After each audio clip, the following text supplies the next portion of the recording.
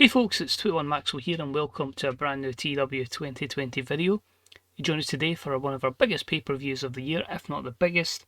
It is the 2026 edition of All Out, which means the save, once I go forward the day, will be 5 years into the save, because this was started after All Out 2021 in real life, so that is quite crazy that we've done so much, and yet there's so much to go going forward. Big bit of pressure, as I decided to hit my elbow there. Last year we got a 100. The year before we got a 100. 98 before that, and a 91 in the first year. So it's always been a winner. So the pressure is going to be on tonight's main event. Last year's main event was Kenny Omega versus Will Ospreay. Kenny, of course, with that concussion, out of action. So big pressure, big show.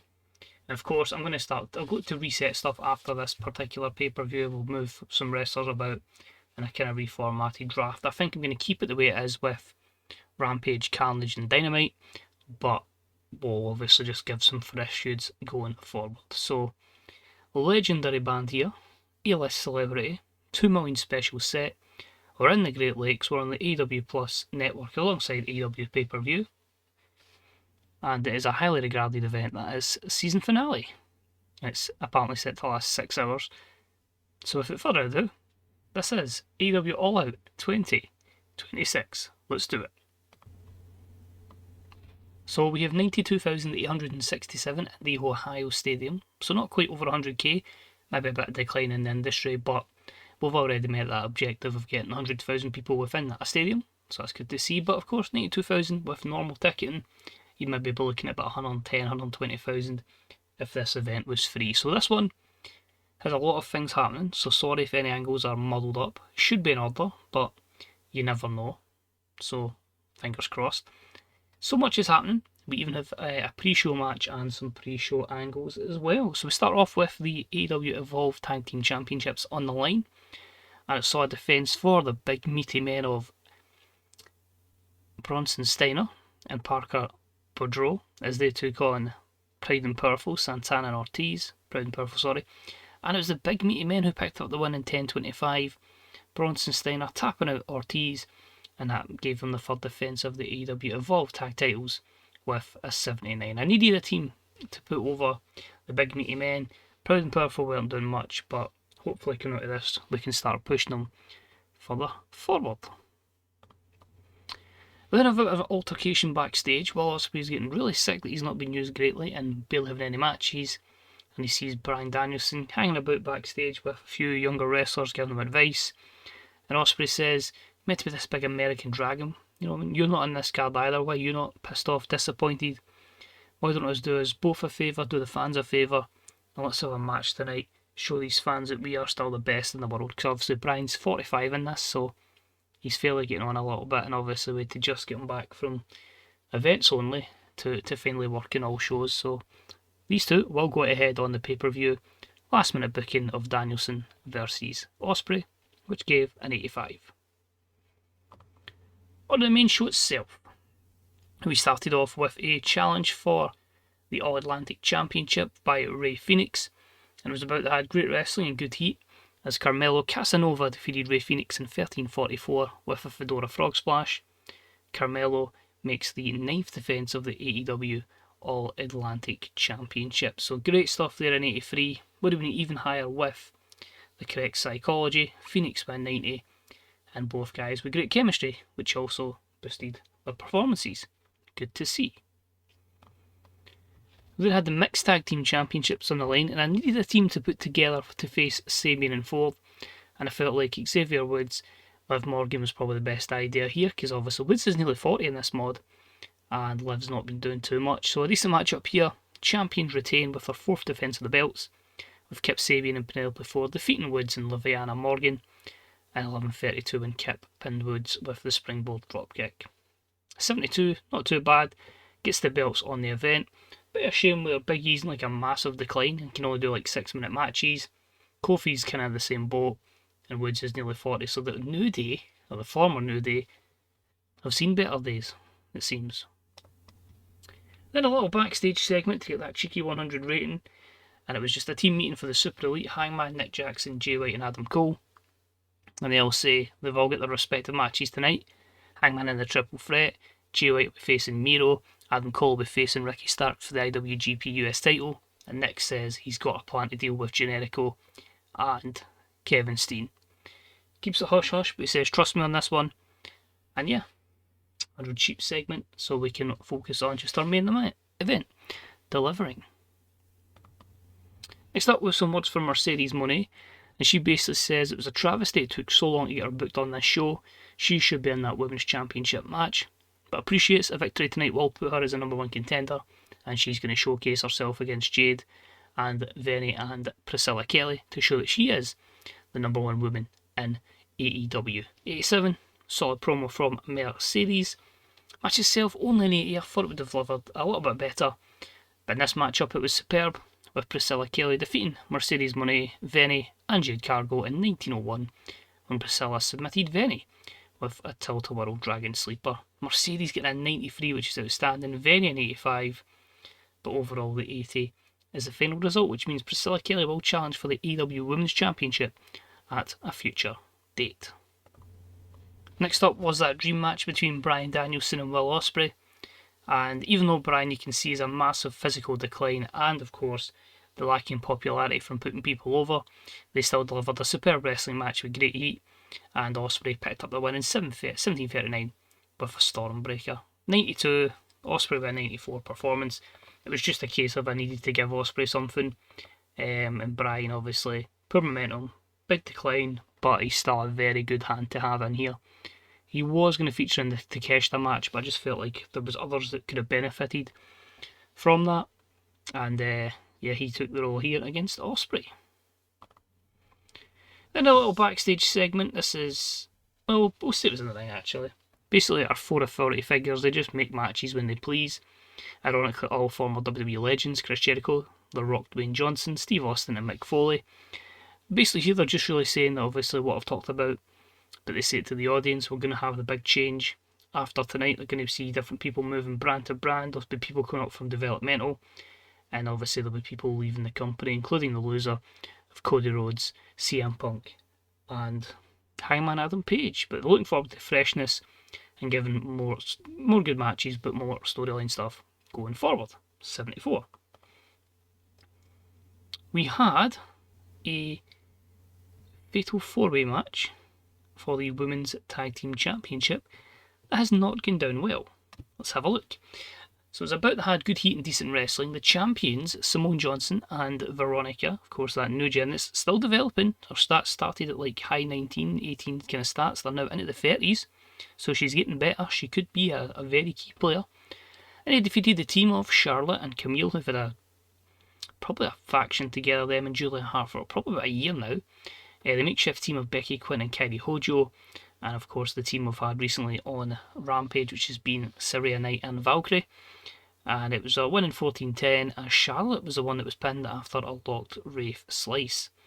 It's their third defence of the AEW Women's Championship titles. It's how I'm trying to get Simone over with popularity and Veronica over with technical skills.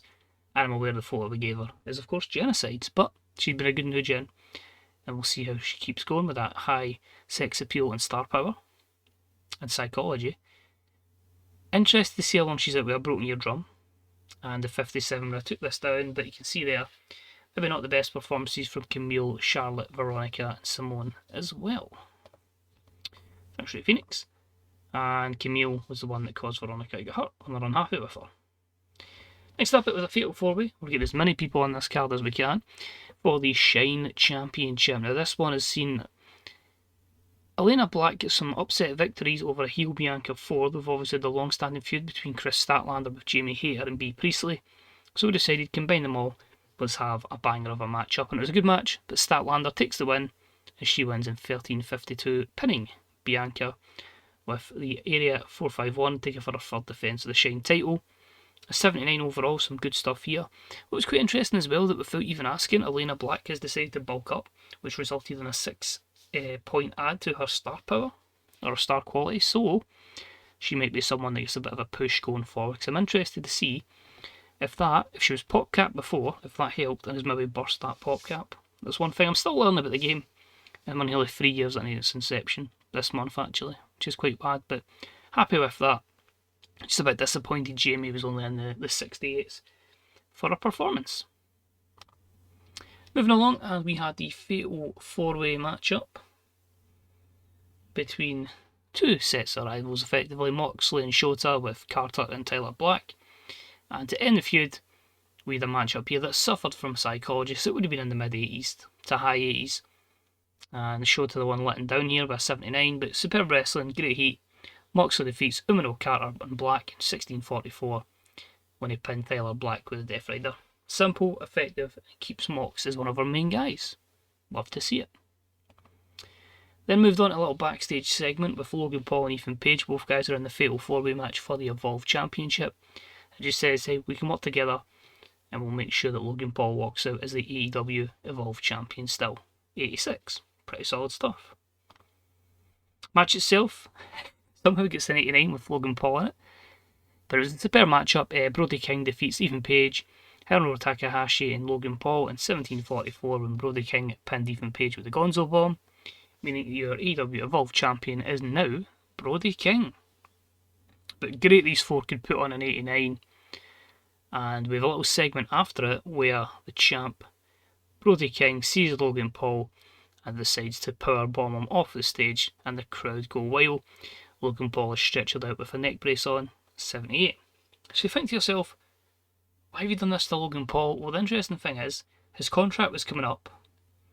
We could have easily kept him on, like, let's not kid ourselves on that, but New Japan wanted him, and they were going to pay him a lot of money, which, considering his overness is like 92, his overness is great, but his technical skills are like very poor, and I'm like, alright, so how would he fit the New Japan product? And a part of me was like, I just don't want to sign him, just to see how this goes down in Japan. So he leaves in like a week's time, he's off to New Japan, and that's why we obviously written him off and put the title on Brody King. And it means I can get back to just focusing on the actual wrestlers rather than try to keep him look strong on Evolve. Or Carnage anyway. Move along to the 0x Championship, and Swerve Strickland gets a promo on Ricochet. He says, oh, typical Ricochet gets another opportunity handed to him. Well, Ricochet has met his match on Swerve, because whose house is it? It's Swerve's. And these two had a great match that suffered with a psychology penalty, which resulted in just an 81 rated match, but superb wrestling, good heat. Ricochet defeats Swerve in 1350 with a 630, giving him his first defence of the belt. I thought these two would put on a classic. I think that would have been maybe about an 85, 86 if they had psychology. But it gives Ricochet momentum going forward, and Swerve, there is big plans for him. I just need him to break that goddamn pop cap. And then came the triple threat match. Loser leaves town. Surprised we didn't go 13 minutes because Punk is obviously physically beat up, but obviously I said it for the start, the plan was as soon as we could get Punk out. Fantastic heat, great wrestling, as he's defeated by Cody Rhodes and Hangman. Is there a defeat here? A defeatist? Loser, we'll go with that. In 13:38, Cody Rhodes pinning CM Punk with the Crossroads. 291 performances, Punk with 62 off his game. This means new number one contender for the World Championship, Cody Rhodes, finish the story, lol. And Hangman Adam Page will do nothing. And CM Punk is gone. His contract will be terminated at the end of this episode. But you can see here, Punk is done. He's beat up, he's old, it's time to go. Time to move on. Then have CM Punk have it confirmed by Dwayne The Rock Johnson. He has been fired. Bye-bye. Crowd pops. We then move on to a 6-way challenge match for the AEW TNT Championship. So right up against it was Takeshita. He'd been beaten up by the likes of Ilya Dragunov. Pac made a surprise attack on him. And Pete Dunne was thrown in after the vacation of the Trios Championships. We've lost Zack Sabre Jr. for a period of time through injury, so they had to vacate the belts. So Pete Dunne and Tyler Bate will go into singles competition led by their mentor William Regal. After his great showing against Walter, Kaito Kiyomiya is in, and he will be on the main roster going forward. But this one had great wrestling and good heat, and it was Keith Lee who picked up the win over Takeshita. Kayoma, Dragunov, Pac and Pete Dunne in 21-20 when Keith Lee pinned Pac with a Spirit Bomb, meaning we have a new TNT champion. It's time to push Takeshita towards the top, and Keith Lee can have a good run, having done some great matches for the TNT Championship. So 86 overall, and these two are only going to get better, so I expect them to be in the 80s by the end of the year for a ring performance. Then had a little bit of an interesting one, which was Jay White versus Miro. Jay White was having I can't remember who he was fighting, maybe JD Drake, and basically Miro made the save and just said he's tired of these guys coming in, beating up people when there's big guys like him. He's not got a match up for All Out, and he was quite happy to face Jay White. These two had a superb match up, with Jay White winning in 8:43 with a Blade Runner, and they delivered in 87. Some pretty impressive stuff. And I was quite keen to see how the match between these two would go. It's two people you don't really see ever facing each other, but the intrigue was there. Then have some words from Moxley. He just cuts about what he said at his match earlier on. He says that's him, he's done with Carter and Tyler Black. He's going to move on to his own things, and he's going to let shot at him. Obviously, we'll keep an eye on him, but let him go on his own journey. And then the next member of the Super Elite in action was Ricky Starks' his opponent, Adam Cole. Cole was a bit annoyed that Ricky Starks defeated him in non-title action, so he said he's going to face him again, but he wants the pressure of a championship match, and that for the IWGP US title. They had great heat in this one, good wrestling, and Ricky Starks beats Adam Cole again in 18-19 with the Buster Keaton, meaning it's a 5th defence of the belt for Ricky Starks. Only a 74 for him and 85 for Adam Cole. Ricky's another one of those that's pop cap pretty much at 80, but maybe could some work in his in-ring stuff to get him a little bit better. Not a good night for the Super Elite so far, as this is another poor one for them.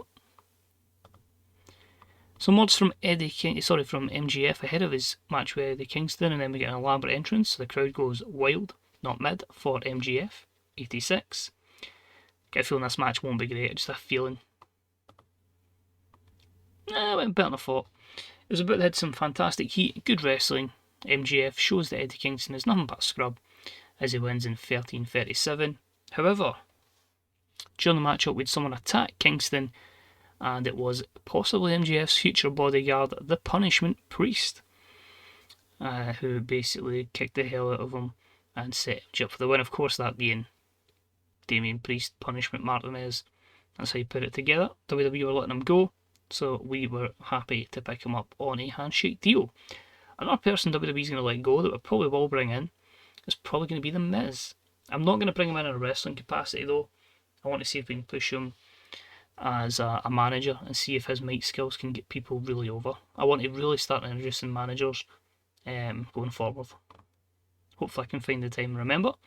Next up, we had a decent matchup for the TBS Championship. After a shock win on Dynamite, it was time for a rematch, this time for the belt. And it was Willow Nightingale defeating Bayley Rose in 11:43 with a Fisherman Suplex, meaning your new TBS champion is the former Impact wrestler that was brought up from developmental. It is Willow Nightingale. Sadly, only a 62 because they don't seem to click. And I did make this our storytelling match as well, so that would give it a bit more negative points. Willow also managed the victory over the Queen of AEW, which is of course the champion there is Tay Mello. Tay hasn't forgotten, and she decides to lay out Willow Nightingale and just stands above her with her championship belt, the Queen of AEW crown. So this one, it's like basically setting up these two are going to have a match against each other on Carnage, and at the same time, I just want to get fresh feuds in my TBS division. But a 59 is the final outcome here. Still so much to happen, but next up we had the absolute banger for the AEW World Tag Team Championships, which delivers in 96. Probably could have been evented.